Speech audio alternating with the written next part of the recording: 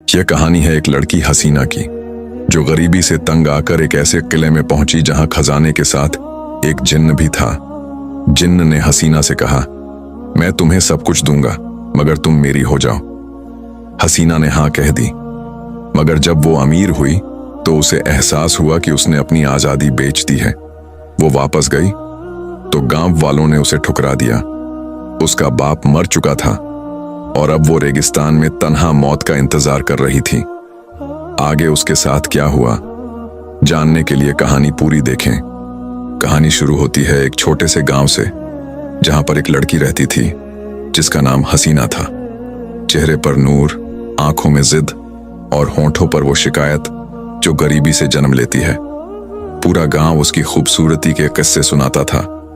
अरे वो हसीना जिसके बाल रात जैसे हैं और चेहरा दिन जैसा रोशन है, वो बहुत पसंद है हमें। मगर हसीना के उस रोशन चेहरे के पीछे एक अधूरा दुख छिपा था, जिसका नाम था गरीबी। उसका बाप एक मामूली दर्जी था, पूरी जिंदगी दूसरों के कपड़े सीते गुजारी, मगर अपनी बेटी के ख्वाब नहीं सिल सका। कभी किसी की शादी के जोड़े पर मेहनत करता, कभी किसी बच्चे का यूनिफॉर्म तैयार करता और कपड़े सिलाई करने के लिए दिन रात बैठा रहता। यही मशीन उसके घर का सहारा थी, जिससे वो घर चलाते थे। उनके घर में ऐशो आराम का नामो निशान न था। छोटा सा कच्चा मकान था। हसीना जब भी घर से बाहर जाती, वो रास्ते में गांव की दूसरी लड़कियों के लिबासों को हसरत भरी निगाहों से देखती और दुखी हो जाती। जब वो रोती हुई घर आती तो उसके दिल में जलता हुआ सवाल होता, बाबा, सबके पास अच्छे कपड़े हैं, मेरे पास क्यों नहीं? मैं भी सजना संवरना चाहती हूँ। बाप कहता, बेटी, जो अल्लाह ने दिया है उस पर शुक्र करो। गरीबी शर्म नहीं, इम्तिहान है। दौलत से नहीं, दिल से इंसान अमीर होता है। मगर हसीना के लिए ये अल्फाज महज तसल्लियां थीं। वो चाहती थी लिबास की चमक, जेवर की झलक और दौलत की खुशबू। जब गांव की अमीर लड़कियां बाजार में होती, हसीना को उन्हें देखकर हसरत होती। वो सोचती, काश मेरा नसीब भी ऐसा होता, काश मैं भी किसी अमीर घराने में पैदा होती। वक्त गुजरता गया। हर बार कोई अमीर खानदान रिश्ता लेकर आता, हसीना की खूबसूरती की तारीफ करता और अगले दिन पैगाम आता, हमें अफसोस है मगर ये रिश्ता हमारे मापदंड का नहीं। ये जुमला हसीना के दिल में तीर की तरह लगता। वो घंटों आईने के सामने बैठकर खुद को देखती, क्या मैं कम खूबसूरत हूं या सिर्फ गरीब होने की वजह से कोई मुझे कबूल नहीं करता? फिर वो चुपके से रो लेती और हर आंसू के साथ दौलत के लिए उसकी तड़प बढ़ जाती। अब हसीना के लिए गांव के रंग फीके हो गए थे। अब उसके दिल में सिर्फ एक ही ख्वाहिश बची थी, अमीर बनना, चाहे किसी कीमत पर। उसी गांव के सिरे पर एक पुराना किला था। लोग उसे लानतज़दा जगह कहते थे। कहा जाता था कि वहां किसी जमाने में बादशाह का खजाना दफन है, लेकिन अब उस खजाने पर एक जिन्न पहरा देता है। जो भी खजाने के लालच में गया वापस न आया। हसीना ने अपने बाबा को बताया, लेकिन उसके बाबा ने कहा, किले के पास मत जाना, वहां जिन्न रहता है जो लालचियों को खा जाता है। मगर हसीना के दिल में अब डर नहीं था।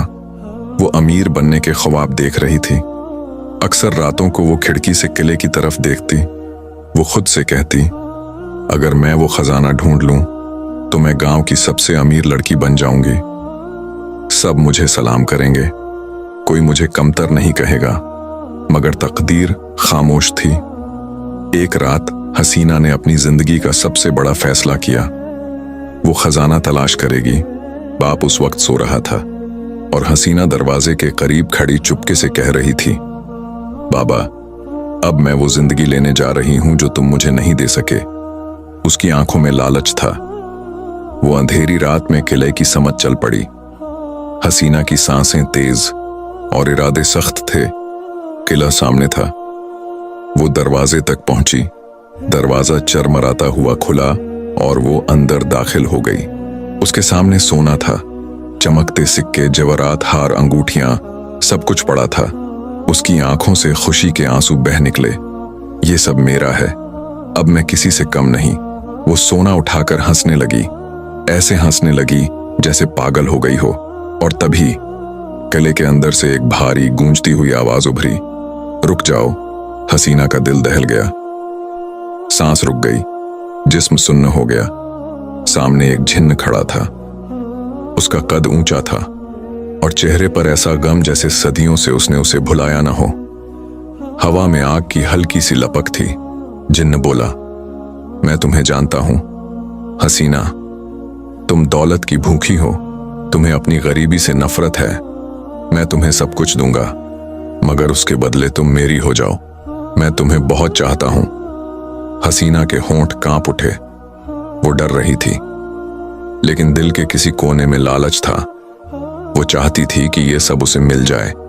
जिन्न ने कहा, मैं तुम्हें बाहर की दुनिया से ज्यादा ऐश और आराम दूंगा। यहां सिर्फ दौलत ही दौलत है। हसीना ने धीमी आवाज में कहा, अगर तुम मुझे सब कुछ दोगे तो मैं तुम्हारे साथ रहूंगी। जिन्न के चेहरे पर एक उदास मुस्कान उभरी। उसने अपना हाथ बढ़ाया और कहा, लेकिन तुम कभी बाहर नहीं जा सकती। हसीना की आंखों में वही सोने का लालच था। उसने भी हां कर दी और फिर चरागा बुझ गया और किले की खामोशी में हसीना की तकदीर बदल गई। अब वो जिन्न की रानी थी। दिन गुजरते गए। हसीना किले के सुनहरे कमरों में रहती, उस बदसूरत जिन्न से मोहब्बत के वादे करती, उसे प्यार करती और वहां नीले जोड़े पहनती, महंगी खुशबुएं लगाती। आईने में खुद को देखकर कहती, अब मैं वो हसीना नहीं जो गांव में रोती थी। वक्त के साथ किले के दरो दीवार बदलने लगे थे, मगर हसीना का दिल वैसा ही खाली रहा। उसे अपने बाप की वो बात याद आती, शुक्र करो जो तुम्हारे पास है। दिन गुजरते गए। जिन्न उसका बेहिसाब ख्याल रखता।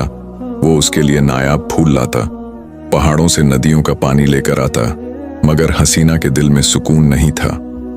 हर सुबह जब वो आईने के सामने खड़ी होती, आंखों में वो चमक नहीं थी जो कभी ख्वाबों के वक्त हुआ करती थी। अब वहां सिर्फ थकान, बेजारी और एक ऐसी खामोशी थी जो चीख बनने को तैयार थी।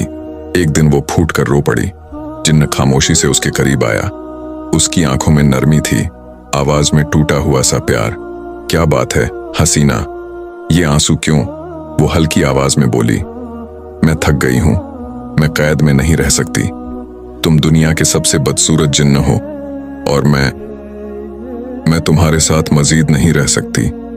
मैं बाहर जाना चाहती हूं, आजाद होना चाहती हूं।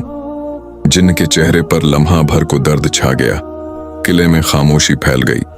जिन्न की आंखों में आंसू थे, ऐसे आंसू जो शायद सदियों बाद बहे हों। दोनों एक दूसरे को देखते रहे। एक ने लालच में सब खो दिया, दूसरे ने मोहब्बत में खुद को। हसीना की आंखों से आंसू बह रहे थे, आवाज में शिकस्तगी। मुझे जाने दो, मैं यहां नहीं रह सकती। मेरा दिल घुटता है, मैं आजादी चाहती हूं। वो खामोशी से उसे देखता रहा। उसकी आंखों से शोलों की नहीं, आंसुओं की लहर निकली। वो आहिस्ता बोला, मैं तुम्हें जाने नहीं दे सकता हसीना। तुम मेरे वजूद का हिस्सा बन चुकी हो और तुम मां बनने वाली हो। ये अल्फाज बिजली की तरह हसीना के दिल पर टूट पड़े। उसके होंठ सूख गए, लेकिन ये सुनने के बावजूद भी वो बार बार रोकर कह रही थी, मुझे जाने दो, मैं अगर एक और दिन रही तो मर जाऊंगी। जिन्न ने कहा, अगर यही चाहती हो तो जाओ, मगर याद रखना, बाहर की दुनिया तुम्हें कबूल नहीं करेगी और फिर न ही तुम मेरे पास आ सकोगी। याद रखना। हसीना चुप रही और उसने सोना, महल, आराम सब पीछे छोड़ दिया। वो किले से निकली और एक तूफान की तरह बाहर आ गई। वो पहली बार आजाद थी। आसमान नीला था, हवा में खुशबू थी, लेकिन उसके दिल में एक अनजाना डर था और पेट में एक जिंदगी पल रही थी। जिन्न की औलाद। चंद दिनों के सफर के बाद वो गांव के करीब पहुंची। उसके कदम और बदन कमजोर पड़ रहे थे और पेट भी अब साफ नजर आने लगा था। वो किसी मुसाफिर की तरह लुटी पिटी हालत में थी। लोगों ने उसे देखा, पहले हैरत से, फिर हकारत से। किसी औरत ने उंगली उठाई, किसी मर्द ने बद्दुआ दी, फिर आवाजें गूंज उठी, ये गुनहगार है, जिन्न के साथ नापाक रिश्ता रखा है, इसे गांव से निकाल दो वरना आफत आ जाएगी। इन आवाजों ने उसके दिल को चीर दिया। वो सड़क पर गिर गई, हाथ जोड़कर आंसू बहाते हुए फरियाद करने लगी, मैं गलती कर बैठी थी, खुदा के लिए मुझे माफ कर दो। मैं भी इंसान हूं, मैं भी दर्द महसूस करती हूं, अब कोई तो मेरा बन जाए, मगर हर दरवाजा बंद हो गया। हर आंख में नफरत थी, हर लब पर लानत थी। जिस गांव की मिट्टी में वो खेला करती थी, आज वही मिट्टी उसे ठुकरा रही थी। वो रोती हुई अपने घर पहुंची, मगर वहां सिर्फ खामोशी थी। घर के अंदर कोई नजर नहीं आ रहा था। उसने हिचकी लेते हुए अब्बा को पुकारा, बाबा, मैं आ गई हूं, देखो मैं वापस आ गई। कोई जवाब ना आया। फिर अचानक एक औरत ने कहा, अब तुम्हें कोई नहीं मिलेगा यहां, तुम्हारे बाबा मर चुके हैं कब से। हसीना की दुनिया जैसे पल भर को रुक गई। वो जमीन पर बैठ गई और जोर जोर से चीखने लगी। अचानक आसमान पर बादल छा गए। उसने कहा, बाबा, मैं खजाना लेने गई थी ताकि तुम्हें खुशी दे सकूं, मगर देखो सब कुछ खो दिया मैंने, सब कुछ।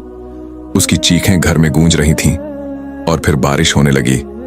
वो घर के बाहर निकल आई, न मंजिल का पता न दिशा का, बस चलती जा रही थी। बारिश का पानी उसके कपड़ों से बहता हुआ जमीन में समा रहा था।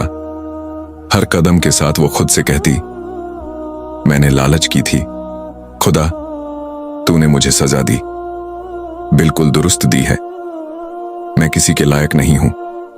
बाप को मैंने खो दिया और मुझसे मोहब्बत करने वाले जिन्न को भी। अब मैं कैसे जाऊं उसके पास?